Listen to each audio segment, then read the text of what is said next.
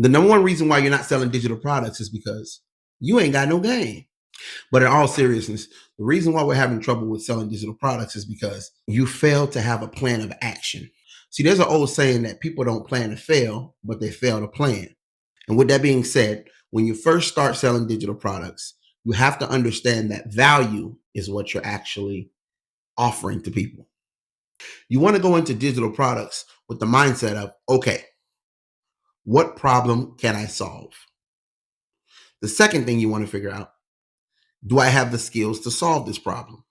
Once you solve the problem, now you can offer to help somebody. For example, if I was a chef, I'd be doing videos and content on how I prepare dishes such as chicken, lobster, steak, fish. In between that, I would be offering you my recipes.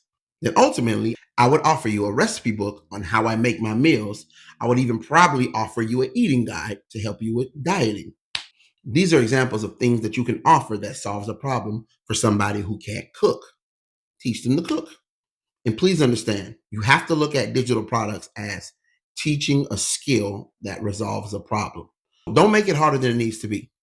So if you need help with how to start selling digital products, I have a 7-step strategy that'll help you scale your business from 0 up to 7 figures. Hit the link in the description. I'll see you on the other side. Peace.